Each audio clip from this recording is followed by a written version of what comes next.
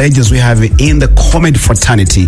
I tell you what, the first time I met or I saw this gentleman right here, he was the true definition of comedy, and he could actually spit some few bars in English at the same time fusing Runyankore, fusing Uganda, every kind of language. He could actually fuse it into his skits.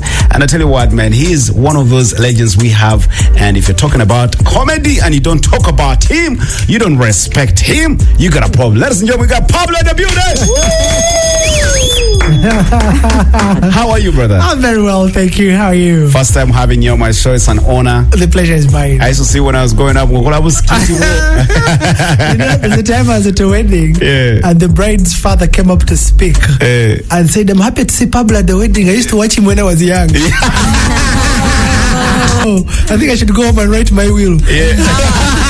What is the one skit that you ever made or joke that you ever made that made you break through the comedy scene? I think the first time was when I was talking about myself, you know, and they asked me, "Pablo, when did you know you'd become a comedian?" And I told them that I knew I'd become a comedian the day I was born.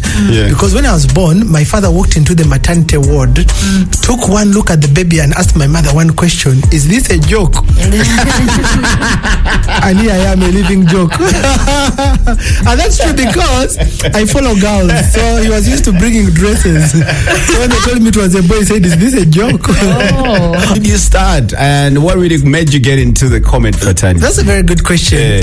I'm a journalist by profession, and so when I started, I just finished university, and I was writing for one of the papers in the country. I was freelancing, and because I had a background from Namasagali, they said that I should write in entertainment.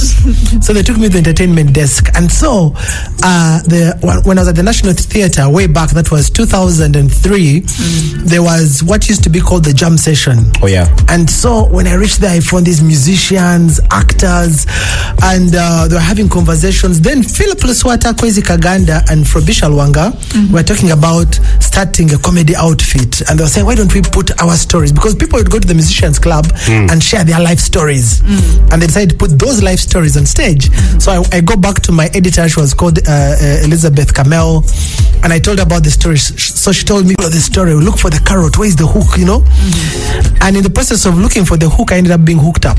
Because I entered their creation workshops, and I liked their stories. And I also, in the moment, shared a story about a guy called Rukandema who came from Bushenyi and went to a bar. And so he reaches the bar and he sees people asking for drinks, and they were mentioning names, you know, John Walker, Gilbert. And so he thought you mention your name and they give you a drink. So one time said Rukandema John. And so they said, now you're the one who's going to act that part. And that's how I was cast. So Philip Luswata told me, "You're the one acting that part." And so we go to a place, it was called TLC on George Street. Then, and it's no longer there, it's now a parking something like a bond or something. So we reached and told the boss that we want to make your patrons laugh. And he said, "Nah, what are you guys doing?" He said, "Comedy." He said, "What is comedy?" So like any other Ugandan told us to sample him. So we were 8 of us performing for Dr. To, his wife and child. For the first time, the performers were more than the audience. We were 8 performing for 3. And one was a child. That is child abuse. So basically, and then the wife said, "Yeah, I like it." So that's how we started at TLC, and then it became a public secret. People used to go and say, "Man, there are mad guys at TLC every Thursday." Crazy guys. So it became a public secret. People started coming to watch, and it was free at the time until the owner of the space saw an opportunity to make money and started charging people 1K. 1K, then it became 2K, then 3K. Then he said, "Now you start paying me, then you charge." We said no. So we went back to the National Theatre. Fast forward, a private TV station comes into town, and they that's on TV. Yes, they come to NTV comes in town, and then they capture what we are doing and put it on TV and call it Barbed Wire. Barbed Wire and Mic Check, what's the difference?